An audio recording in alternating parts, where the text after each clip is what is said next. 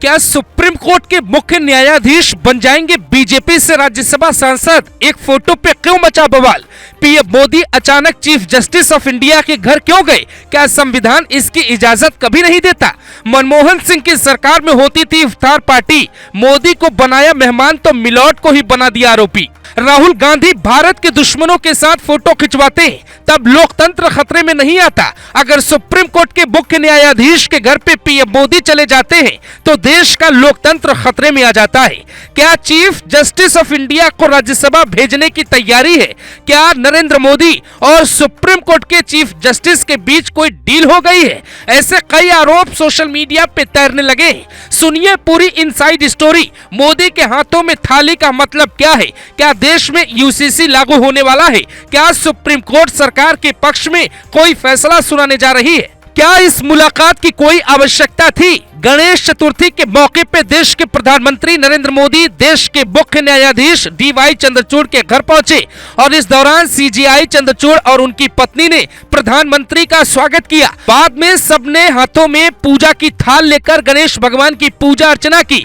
ये दृश्य सामान्य हिंदू के लिए अभिभूत करने वाला था। हिंदू धर्म को नापसंद करने वाले लोग इस वीडियो को देखकर तड़प गए। हालांकि कई राजनेता जो हिंदू हैं उन्हें भी ये वीडियो पसंद नहीं आया। यानी एक पक्ष को ऐसा पीएम चाहिए जो इफ्तार में जाए लेकिन हाथों में पूजा की थाल ना ले। पीएम मोदी और मुख्य न्यायाधीश को धर्म पूजा पाठ का अधिकार हमारा संविधान देता है, लेकिन लिबरल गैंग को लगा पीएम के साथ सुप्रीम कोर्ट के मुख्य न्यायाधीश क्यों पूजा कर रहे हैं। अब हम ऐसे लोगों की आंखें खोल देते हैं। वक्त आ गया है कुछ बताने का। ये है मनमोहन सिंह, देश के पूर्व प्रधानमंत्री, जो इफ्तार पार्टी में जाते। राहुल गांधी, उनकी पूरी कांग्रेस इफ्तार पार्टी में खुश रहती है, लेकिन पीएम मोदी के साथ चीफ जस्टिस ऑफ इंडिया ने पूजा क्या कर ली, सबकी आत्मा तड़प गई। लेकिन क्यों? लेकिन आप हैरान होंगे कि जिस इफ्तार में मनमोहन सिंह जाते थे उसी इफ्तार की पार्टी में वो उस वक्त के तत्कालीन सुप्रीम कोर्ट के मुख्य न्यायाधीश को भी बुलाते हैं। 2018 में पीएम मोदी सुप्रीम कोर्ट पहुंच जाते हैं। वहां अचानक तत्कालीन चीफ जस्टिस ऑफ इंडिया से मुलाकात होती है। रंजन गोगोई उस वक्त के मुख्य न्यायाधीश थे। इसके कुछ महीने बाद ही राम मंदिर का ऐतिहासिक फैसला भी रंजन गोगोई ने ही सुनाया था। कांग्रेस के कई नेताओं ने दबीजुबान आरोप लगाया कि भारत में सुप्रीम कोर्ट पर नरेंद्र मोदी का सिक्का चलता है, जो बिल्कुल भी देश के लोकतंत्र के लिए सही नहीं है। इस मुलाकात के बाद भी ऐसा कहा जा रहा है कि चंद्रचूड़ जाते जाते सरकार के पक्ष में कोई फैसला देंगे, फिर राज्यसभा का टिकट लेंगे। ठीक ऐसे ही रंजन गोगोई के साथ भी हुआ था। उनका कार्यकाल पूरा होते ही सरकार ने राज्यसभा भेज दिया। वो फिलहाल बीजेपी के राज्यसभा सांसद हैं। लेकिन ये सवाल सिर्फ कांग्रेस कैसे पूछ सकती है? सच्चाई ये है कि कांग्रेस ने ही राज्यपाल और राज्यसभा भेजने की परंपरा शुरू की थी, लेकिन अब बीजेपी इस खेल को खेलने लगी है तो कांग्रेस इस पे सवाल पूछने लगी। जबकि इस मुलाकात के पीछे का सच बहुत हैरान कर देने वाला है। देश में ऐसा माहौल बना है कि सुप्रीम कोर्ट मोदी सरकार के खिलाफ काम कर रही है।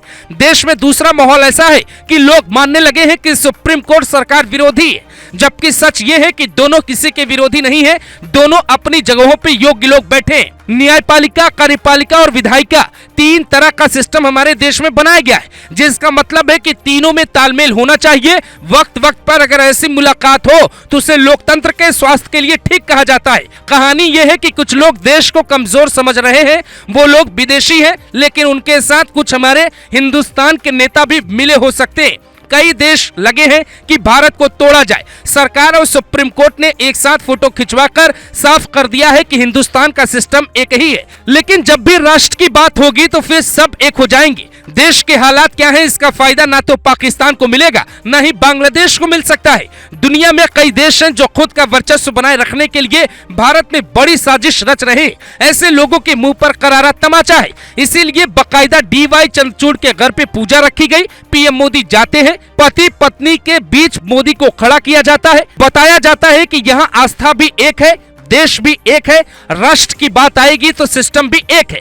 ये कांग्रेस के उस सोशल मीडिया का जवाब है जिसमें कांग्रेस ने कहा था सरकार तुम्हारी है, सिस्टम हमारा है। कांग्रेस ने जब से ये फोटो देखी है तब से सिस्टम हिल गया है। अब बताइए किसकी सरकार, किसका सिस्टम? जिसकी सरकार उसी का सिस्टम।